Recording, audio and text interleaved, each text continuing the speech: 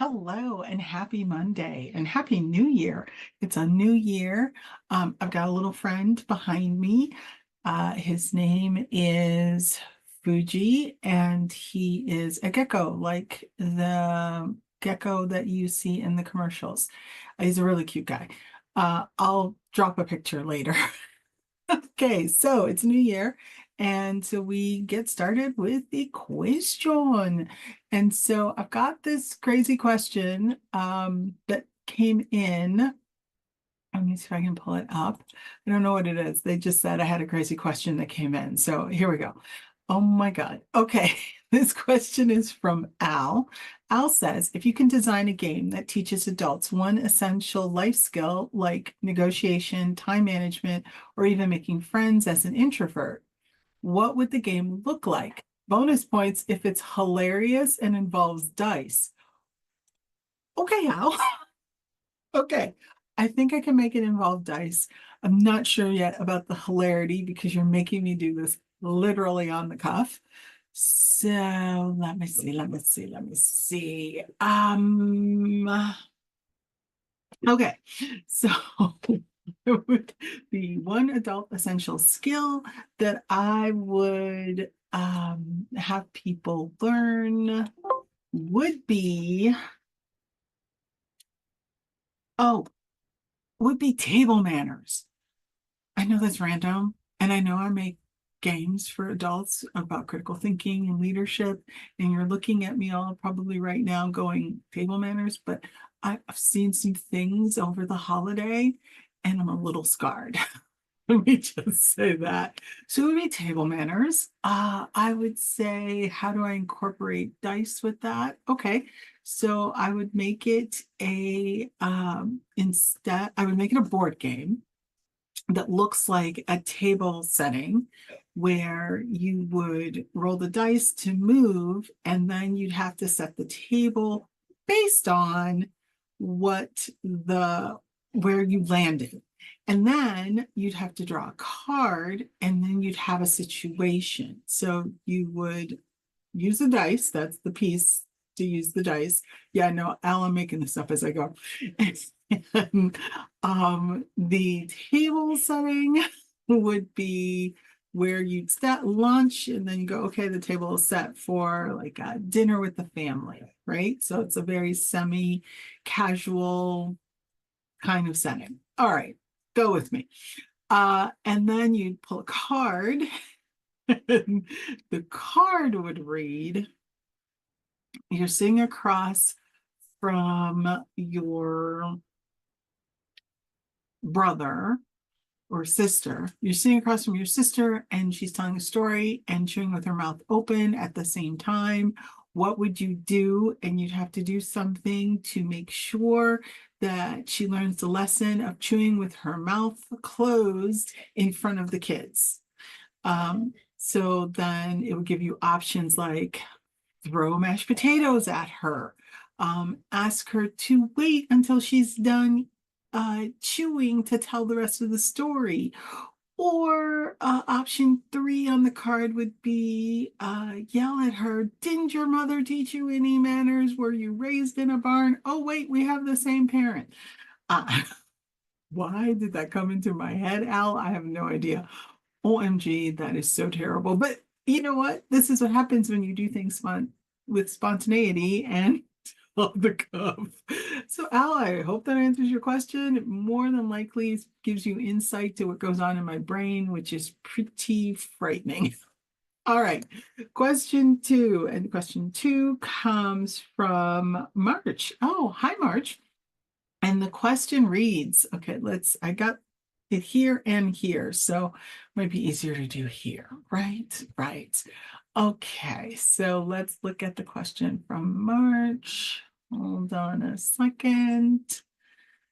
Let me pull up March's question. Yeah, it's that kind of New Year's show.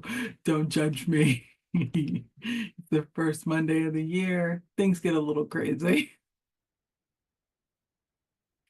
Okay.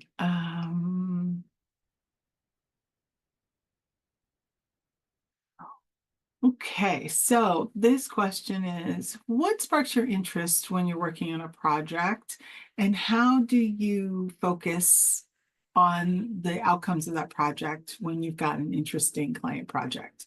And this is from March. March, okay, well, what strikes my interest? So when I get excited about a project, it's because it's a concept that I haven't had an opportunity to do before, or if it's something that I've been percolating in my brain and someone says, hey, why don't you do this? That gets super exciting for me because then I can kind of take those pieces and create.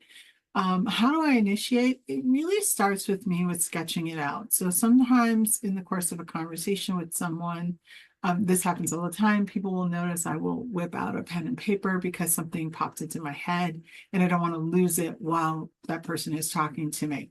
Sometimes it's they say something and it's someone that I'm really, really close with that I can stop and say, hey, let's ideate this for a moment. And so then we'll sort of like throw things out and brainstorm. My favorite person to brainstorm with is my friend Tina.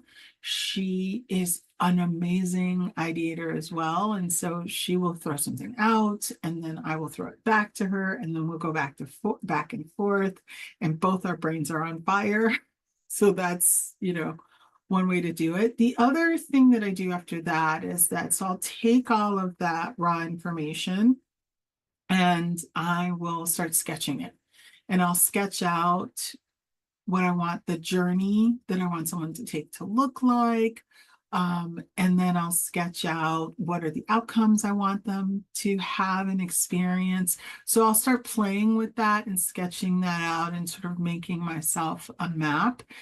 If it's something that's gone beyond that point where it's really about the client has a very specific set of parameters that they want within what we're building, then I will not sketch out as much as I will be writing and trying to connect those pieces so that it's really co-created with them. That's really long-winded, but that's my process. That's just my process and how things flow. Thanks for that question, March. The next question actually comes from someone named Lynn, and it was a question that she asked me on an interview. And I thought it was an interesting question. And so I thought I'd share it with you. And with the hopes that in the comments, you will answer this question for yourself. And the question is, what's the best question you've ever been asked? And so what I like about this question before I answer this question is it's a great way to showcase your curiosity and your wisdom.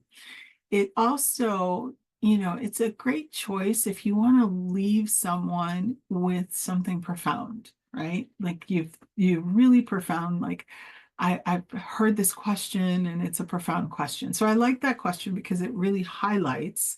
So it's a great question if you're in conversations with someone, you want to get to know someone and you don't want to do the boring, what do you do and question.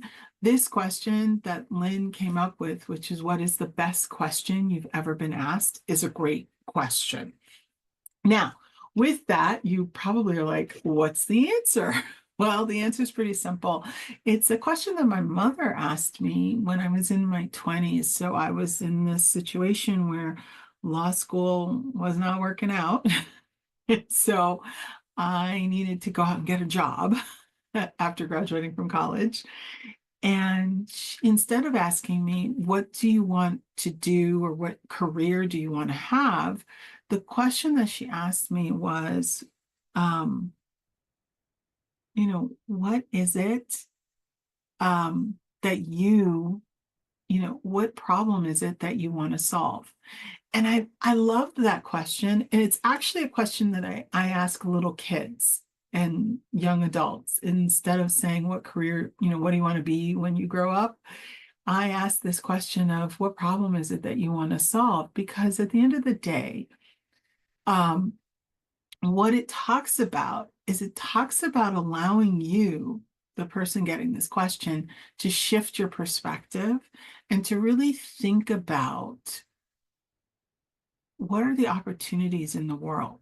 The other thing that I think this question helps with is if you think about it, 20 years ago, when you were out in the job market, the jobs that exist today did not exist at all. And so what happens there is that we're looking at a market that 20 years from now, those jobs won't exist. So if you're asking a 10-year-old, what do they want to do when they grow up? The reality is what exists today is not going to exist when they're 30.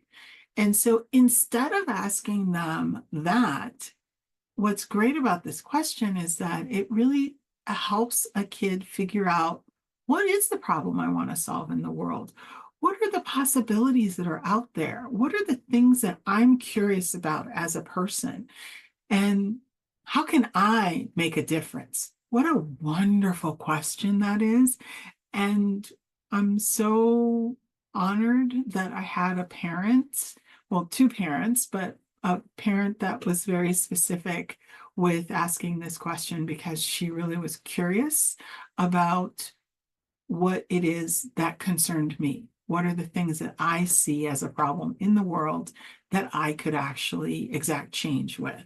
And so, again, great question to ask little kids, young adults, and even grown-ups working on their second career.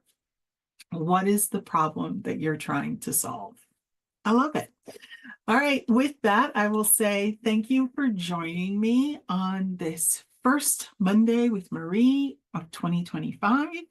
And I will see you next Monday and with a whole other set of questions. So send those questions, DM them.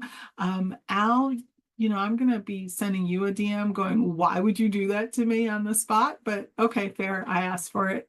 Thanks again. Talk to you soon. Bye.